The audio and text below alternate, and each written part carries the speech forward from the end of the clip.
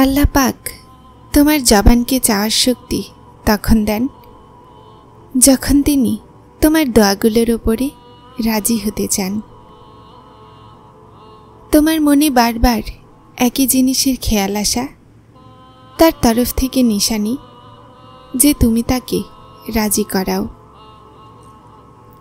উনি তো সেই দরজাগুলোর জন্য উসিলা বানান যা তুমি এখনো তার কাছে যাওনি। তারপর তিনি সেই দরজাগুলোকে কিভাবে অসম্পূর্ণ রাখতে পারেন যেগুলো তুমি অস্থির হয়ে বারবার তার কাছে যাও। এই দেরিতে ভয় পেও না, শুধু এতটুকু মনে রেখো যে যে কাজ আল্লাহর সন্তুষ্টির জন্য করা হয় সেটা হলো ইবাদত। তারপর হোক সেটা অপেক্ষা, হোক সবর, হোক বিশ্বাস অথবা দোয়া। ভাঙা হৃদয় থেকে বের হওয়া প্রতিটা দোয়া খালি ফিরে না, আর ইবাদতের ফল কখনোই ব্যর্থ হয় না। তাহলে এই সব কিছু জানতেও তুমি কেন তার কাছে চাইতে ক্লান্ত হয়ে গেছ যে তোমাকে দিতে ক্লান্ত হয় না?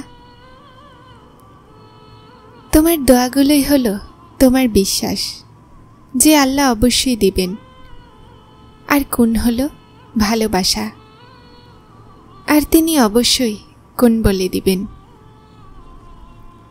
এখন কবুলিয়তের মাধ্যম তার এক কোণের অপেক্ষায়। তার হুকুম কেবলমাত্র তোমার একটা ডাকের অপেক্ষায় আছে। আল্লাহ তোমাকে তোমার দোয়াগুলোর মাধ্যমে পরীক্ষা করেন। উনি তোমাকে প্রতিটা সেই জিনিসের দ্বারা পরীক্ষা করেন যা তোমার দোয়াগুলোর অংশ হয়, কেননা দোয়াগুলোতে সেগুলোই থাকে যেসব জিনিসকে তুমি অফুরন্ত ভালোবাসো। তুমি ভাবছ হয়তো যখন দোয়াগুলো মজিজার জন্য বানানো হয়েছে তাহলে আল্লাহ সেগুলোকে তোমার জন্য পরীক্ষা বানিয়ে দেন কেন?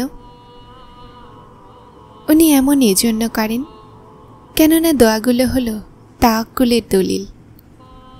আর আল্লাহ বলেন যে তোমার কি মনে হয় যে তুমি বলবে আমি ঈমান এনেছি আর তোমাকে পরীক্ষা করা হবে না? যখন তুমি বিশ্বাসের দাবি করো তো সবচেয়ে প্রথমে সেই বিশ্বাসের সাক্ষ্য তোমার অন্তর থেকে নেওয়া হয়। এজন্য প্রতিটা সেই জিনিসকে তোমার থেকে দূর করে দেয়া হয় যেটা ছাড়া তোমার অন্তর নিঃশ্বাস নেওয়ারও কথা কল্পনা করে না।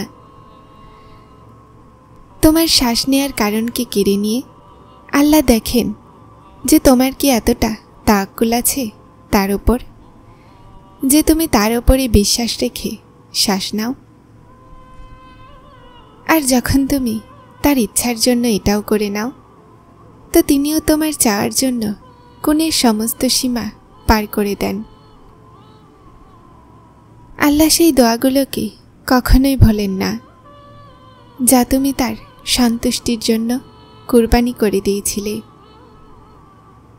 আল্লাহর জন্য যা হারিয়ে ফেলা হয় সেটা কখনোই হারিয়ে যায় না, সেটা ফিরে অবশ্যই আসে তোমার অসম্পূর্ণ দোয়াগুলোর কবুলিয়ত হয়ে, তোমার কষ্টের ফল হয়ে, আল্লাহর সাথে করা তোমার ইমানদারির ফল হয়ে।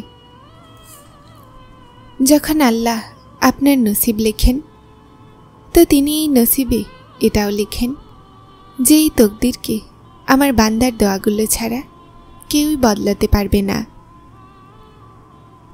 আমরা অনেক সময় এটা ভেবে চিন্তিত হই যে যদি আমার চাওয়া জিনিস অন্য কেউ পেয়ে যায় তো,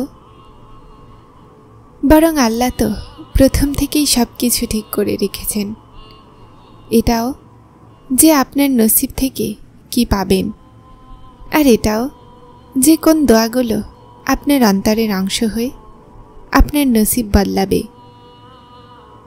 তাহলে তুমি কেন এই ওয়াসওয়াসাতে ফেসে আছো যে যেন দুনিয়া আমার থেকে আমার চাওয়া কেড়ে না নেয়? তোমার দোয়াগুলোর কবুলকারী তো আল্লাহ, আর তার হেফাজতে কারো লেখা অন্য কেউ কখনোই পাবে না। যে কল্যাণ আল্লাহ আপনার কাছে পৌঁছাতে চান সেটা আপনার কাছে যে কোনো অবস্থায় পৌঁছাবে। যে মজিজা আল্লাহ তোমার জন্য নির্ধারণ করেছেন সেই মজিজা হয়েই ছাড়বে। কেউই এই হওয়াকে আটকাতে পারবে না আল্লাহ ছাড়া। যেটাতে আল্লাহ প্রহরী বসিয়ে রেখেছেন সেটা আমাদের থেকে কেউই কেড়ে নিতে পারবে না, কেউই না।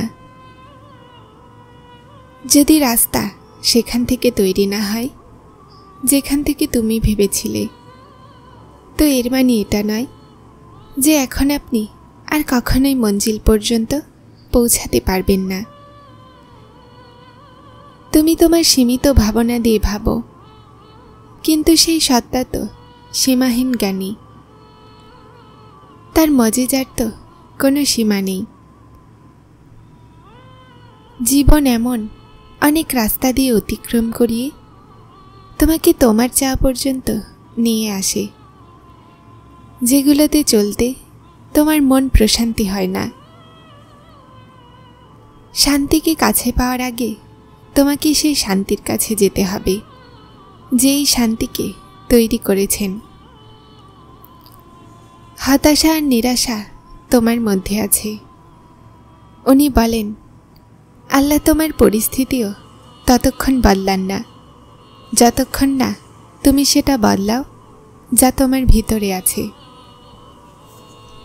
তাই যতক্ষণ তুমি সেসব জিনিসে খুশি থাকতে না শিখবে যা তোমার কাছে আছে, তো আল্লাহ সেটা তোমাকে কিভাবে দিবেন যা তুমি চাচ্ছ?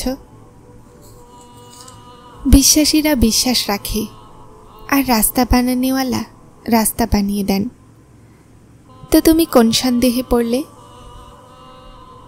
উসিলাও তিনি বানান আর রাস্তাও তিনিই বের করে দেন। তোমার কাজ শুধুমাত্র দোয়া করা।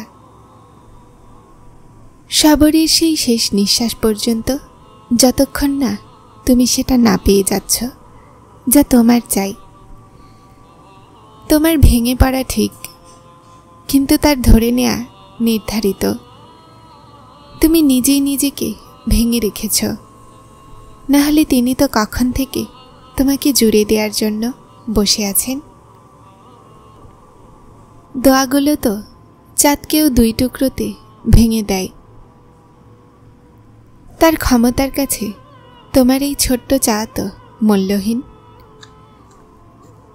যখন তুমি সিজদা করো তো ভালোবাসার হক আদায় করো, আর যখন দোয়ার জন্য হাত তোলো তো বিশ্বাসের হক আদায় করো।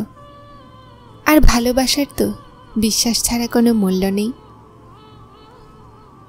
যেই নামাজে দোয়া শামিল নেই সেই নামাজ সবসময় অসম্পূর্ণই থাকে। তাহলে নামাজ অসম্পূর্ণ রেখে চাওয়াগুলো পূরণ হওয়ার স্বপ্ন কিভাবে করো?